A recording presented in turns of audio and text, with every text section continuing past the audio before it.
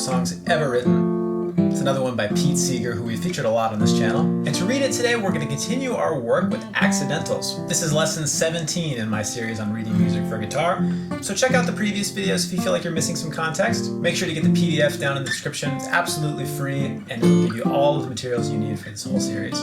But let's jump right in. Here's that flat symbol. This is the opposite of the sharp that we've been learning about for the last couple of videos. It looks kind of like a lowercase b, and the little curved part that forms a half circle is going to enclose whatever note it's affecting. So this note is not a B, in fact it's a B flat. Now what a flat does is it's going to take a note and lower it by one fret. So let's say I had this G. If I wanted to make it into a G flat, I would simply do this. And you might notice G flat and F sharp are the same note. G flat and F sharp are just two different ways to label the same pitch. B flat is a little weird though, because our B is the second string open, and obviously we don't have a way of moving that down a fret.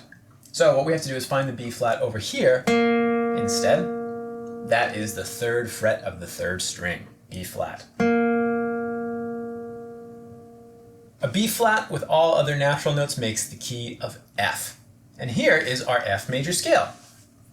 Pause the video, run through it once or twice on your own, and then see if you can read it with me. 1 and 2 and 3 and 4.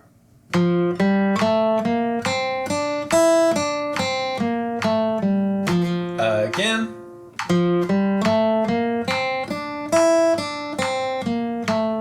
One more time.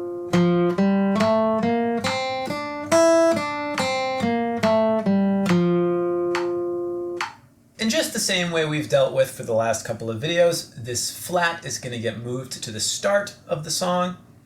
That's our key signature, and we can memorize one flat makes the key of F. Pete gives us one other fun new detail to learn in this song. This little symbol is called a tie, and I think that name is really instructive about what its function is in the music. You can imagine if you had two pieces of string and you tied them together, really you would just have one longer piece of string. So same thing here, we have two notes that are tied together, and all it does is it turns this into one very long note. 2.5 beats in this case. What'll happen is you'll play the 8th note, but you don't need to worry about playing the half note after. You just hold it for that extra 2 beats. Now set your inner beat, take a couple of seconds to scan and look for B flats, and let's give it a try. 1, 2, 3, 4.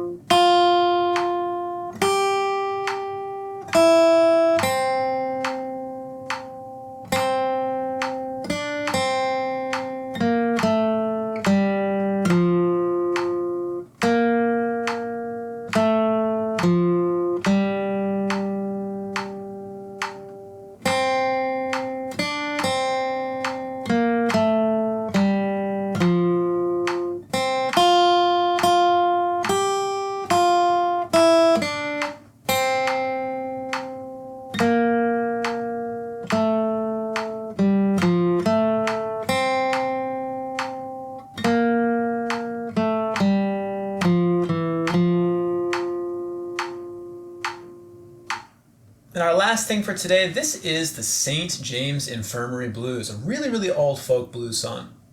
If you never heard it before, I would check out Louis Armstrong's version. I would check out Cab Calloway's version, but there's a lot of different people who have played this song. Here we go, set your inner beat. Don't forget, we've got a key signature to worry about, we've got a time signature to worry about. Looks like we also have a pickup measure. So I think you know what to do with that. Here we go, 1, 2, 3.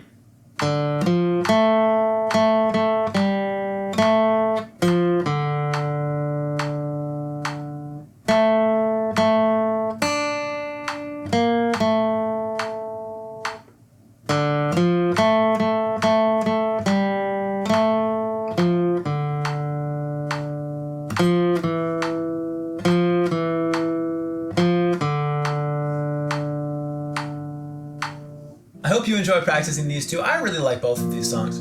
Repeat enough times till the B flats and the ties both feel very comfortable.